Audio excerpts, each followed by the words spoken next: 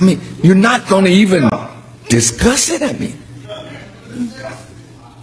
see, but that's a slap in the face to those who have hope in the slave master. No, listen to me. See, you think he's different.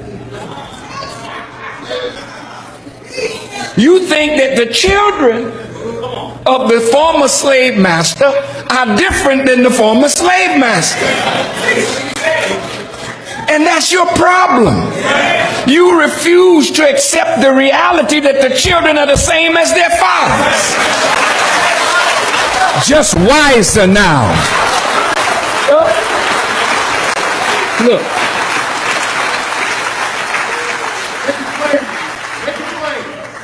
Many of us grow up in integrated circumstances. Right now. Come on now. And we have little white friends. Well, that's... No, I'm not being racist. I'm just making a statement of fact. We have white friends when we're growing up. If you grow up in some integrated environment, on the track team, on the basketball team, on the football team, white friends. In music school, but the young boy that was your friend in grade school and high school, the difference becomes when he grows up, power is open to him, but not to you. So now you got a degree, he got one, but you got to go downtown to where your friend that you went to school has his office, because his daddy is a big man and he was trying to wear dreads and all that kind of stuff, smoking reefer with you, snorting little cocaine with you, and you say that's my man. See, but they're like snakes that haven't grown venom yet.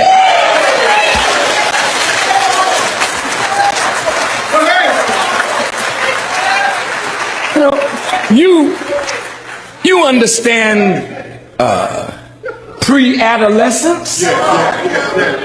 You got a sperm, but it ain't working. You got an egg, but it can't produce. But when puberty comes, hair begin to grow up under the arms and other places. Troubled times. Because now what was dormant yesterday is alive and well today. So these young white children that are your friends, and maybe you'll be friends for life, but not under the same circumstances. See, your friend will grow up to be a white senator, or a white congressperson, or a white banker, or a white real estate broker, developer, and you're going to need a favor from your friend for old time's sake. Then you got to go to power, and maybe you can't deal effectively now, but this was your friend. I looked at Star the other night on CNN.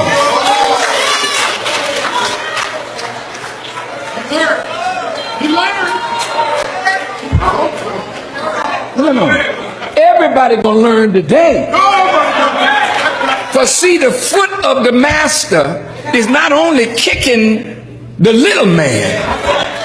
The foot of the master is crushing those who have traditionally been the tools of the master.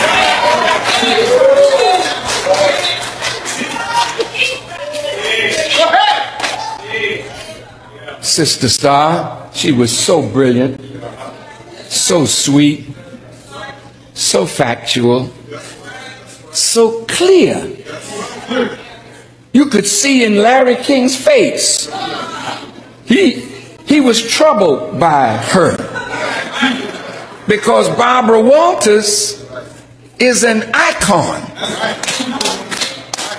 and Star never thought that Barbara would do something like that. But Barbara never thought that Star would do something like that.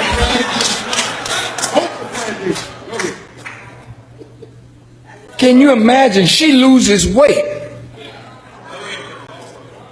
So the fat, plump, beautiful woman is now thin, beautiful, intelligent.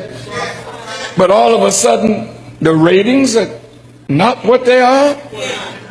Star put that to rest. Very intelligently, very brilliantly.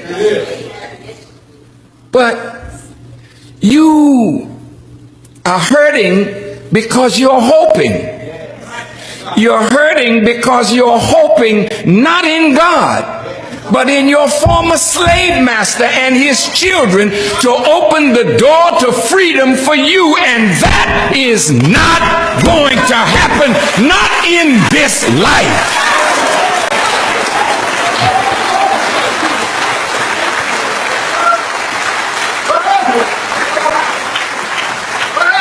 Now, look, family. This is family.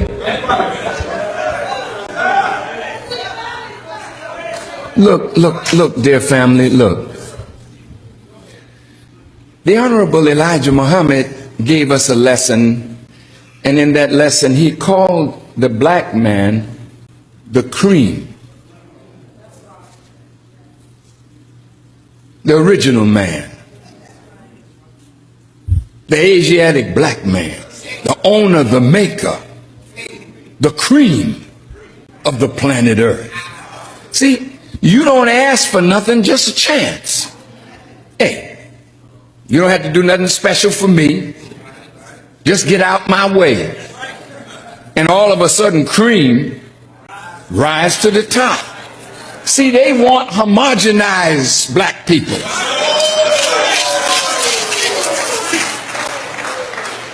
You shake up the bottle, it still remains the same. With white folk on top. And you always serving them. That is not what God wants. Your time to serve your slave masters and their children is up, but you don't recognize that. So he's trying to show you, I don't want you. What you desire don't mean nothing to me. Racism faced by black people at the hands of white people encompasses a wide range of discriminatory practices, attitude, and systemic issues. This racism can manifest in various forms.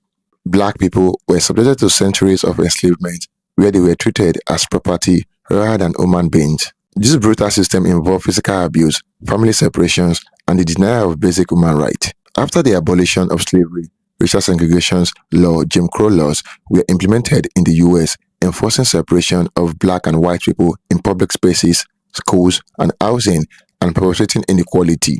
Black people often face systemic barriers in various institutions such as education, employment, and criminal justice.